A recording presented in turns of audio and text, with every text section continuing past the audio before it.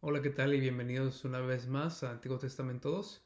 En esta cápsula, en esta clase, quisiera hablar sobre el libro de Jonás.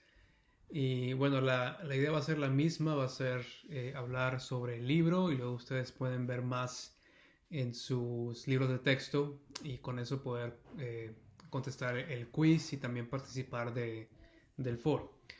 En esta pequeña cápsula quisiera que analizáramos las cuatro secciones de Jonás y que habláramos también acerca de un poquito del contexto histórico. Así que podemos empezar con eso, con el contexto histórico. Para eso me gustaría que usáramos la misma Biblia. En Segunda de Reyes, 14, versículo 25, se nos dice lo siguiente. Él restauró los límites de Israel desde la entrada desde Amad hasta el mar de Arabá, conforme a la palabra de Jehová Dios de Israel, la cual él había hablado por su siervo Jonás, hijo de Amital, profeta que fue de Gat-Efer. Es decir, que el contexto histórico de Jonás, encontramos a este profeta llamado Jonás, que es mandado a predicar a los asirios. Y a mediados del siglo 8 a.C., tenemos que entender que justo antes de esto Israel había sido invadido por Asiria.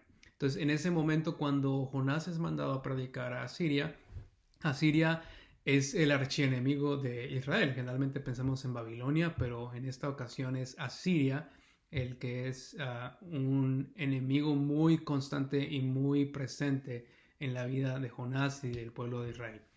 A Jonás obviamente no le gustan los asirios y por eso vemos ese enojo durante el libro de Jonás.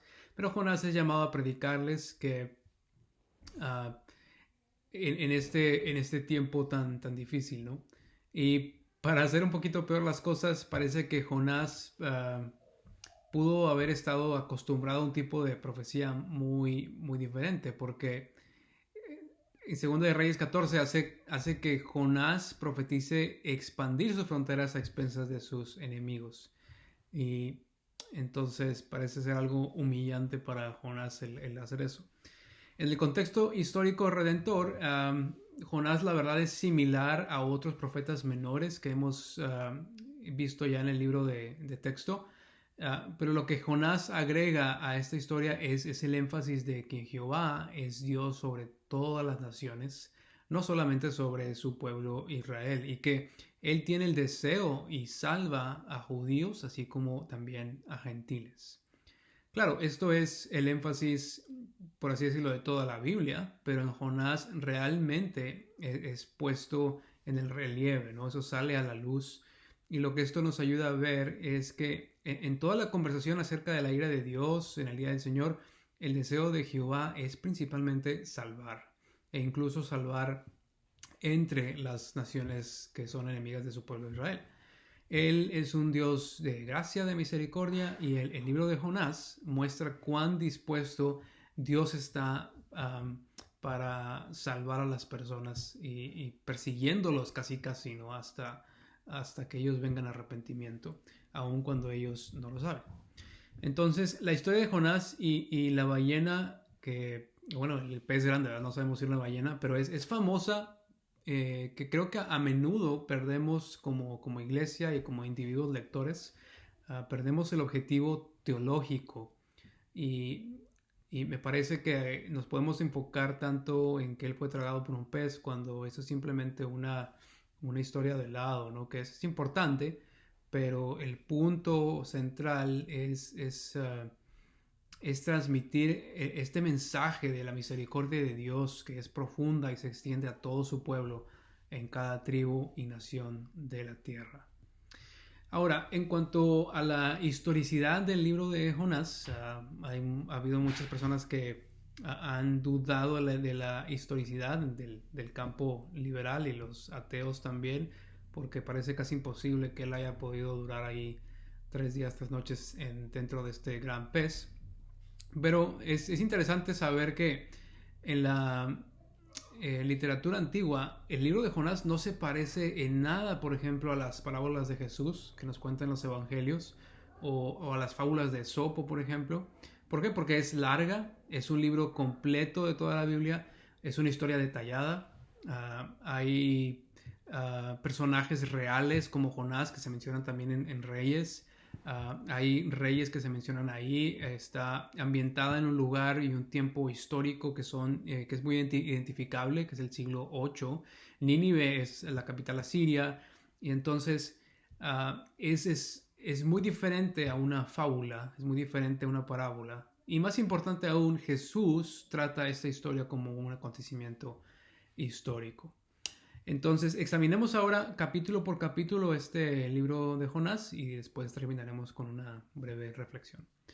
Del capítulo 1, Dios llama a Jonás para predicar a Nínive y sabemos que Jonás hace completamente lo contrario, va en dirección opuesta hacia Tarsis, él se va hacia España. Dios envía una tormenta en el camino y sabemos que él estaba dormido, se nos dice, y los que iban con él, los marineros, lo despiertan y porque ellos sabían que algo no estaba bien. Ellos en toda su vida no habían visto una tormenta tan rígida y tan voraz. Entonces ellos pensaban que algo malo estaba pasando con alguien que estaba ahí, ¿no? Y parece que cuando Jonás se despierta, ellos son los primeros que reaccionan ante esto. Y es una historia irónica, ¿no? Porque eh, aquí es donde Jonás finalmente dice, bueno, esto es debido a mí, y es cuando lo lanzan a la borda. Él sabía deliberadamente que estaba huyendo de la presencia del Señor.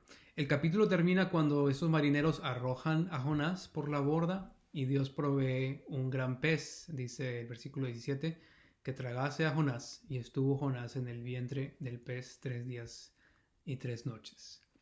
Así que en el capítulo 2, desde dentro del pez, para mí es el capítulo más hermoso, este Jonás 2, porque hay un arrepentimiento genuino de parte de Jonás. Cuando él está dentro del pez, se arrepiente, él ora, él no sabe si va a salir del pez, pero él alaba a Dios por salvarlo de ahogarse, incluso cuando todavía está dentro del pez. Él no sabe si va a sobrevivir y yo creo que él está pensando que ya llegó a su fin, pero él alaba a Dios y se da cuenta que él ha sido salvo por Dios. Y realmente creo que está humillado. Él dice de sus propias palabras, versículo 4, desechado soy de delante de tus ojos, mas aún veré tu santo templo. Él sabe que él es hijo de Dios y que ha desobedecido, pero que es un hijo de Dios que está siendo castigado. Jonás sabe que ha sido humillado, busca el perdón de Dios y él dice en el versículo 9, mas yo con voz de alabanza te ofreceré sacrificio, pagaré lo que prometí, la salvación es de Jehová. Aquí y solamente aquí en el libro Jonás reconoce, perdón, con alegría que Dios es un Dios de misericordia.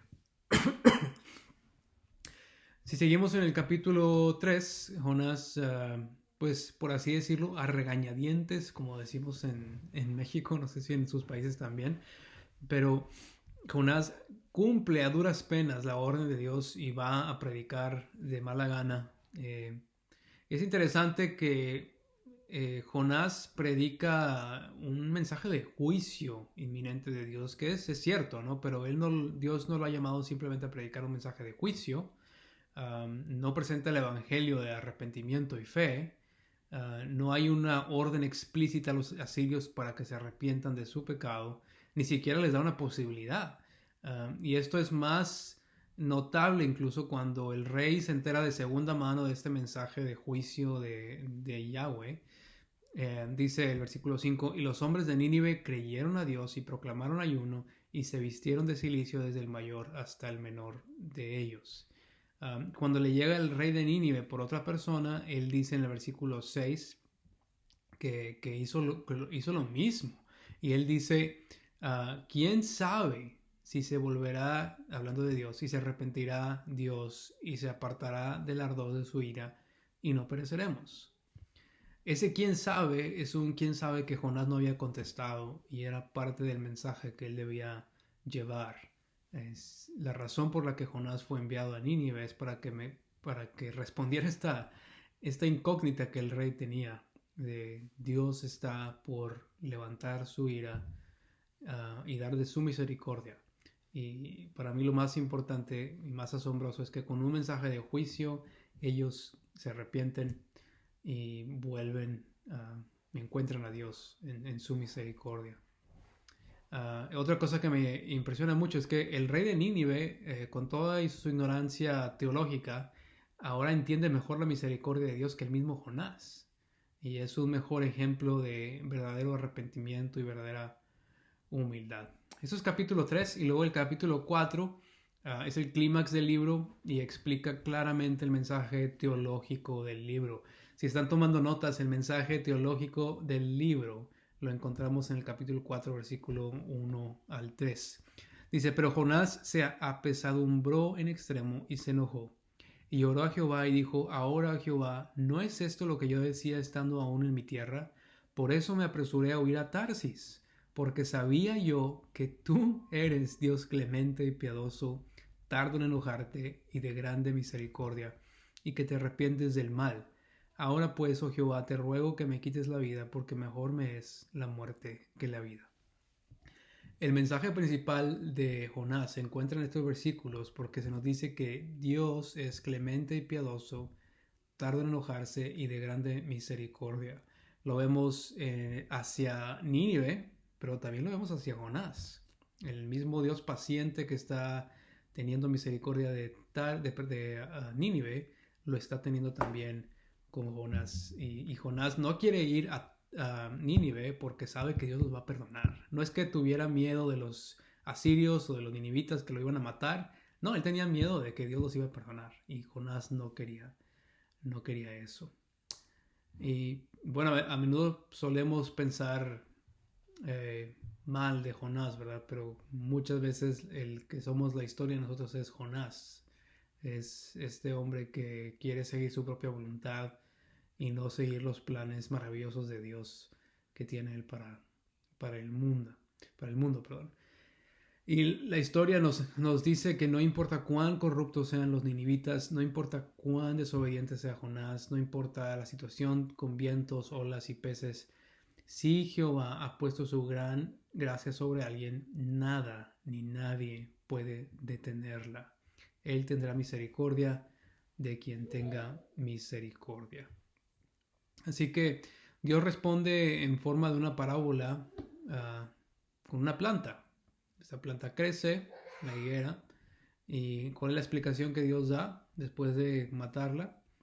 Dice, entonces dijo Dios a Jonás, ¿tanto te enojas por la calabacera? Y él respondió, mucho me enojo hasta la muerte. Y dijo Jehová, ¿tuviste tú lástima de la calabacera, en la cual no trabajaste ni tú la hiciste crecer, que en espacio de una noche nació y en espacio de otra noche pereció? Y no tendré yo piedad de Nínive, aquella gran ciudad donde hay más de 120,000 personas que no saben discernir entre su mano derecha y su mano izquierda, y muchos animales. Y con eso el libro termina casi como por intención, ¿verdad? Abruptamente. La historia tiene la intención de demostrarnos a nosotros y a Jonás cómo él también debería ser igual de celoso que Dios por la salvación de otros pueblos. Es un libro misionero, es un libro acerca de la misericordia de Dios por las naciones. Es un libro que nos debe también redarguir porque, como decía, nosotros somos más como Jonás en la historia que Dios o que el rey de Nínive que se arrepiente. Nosotros debemos humillarnos y seguir este mandato de Dios de ir a las naciones y predicar un mensaje de arrepentimiento y fe aún a nuestros enemigos.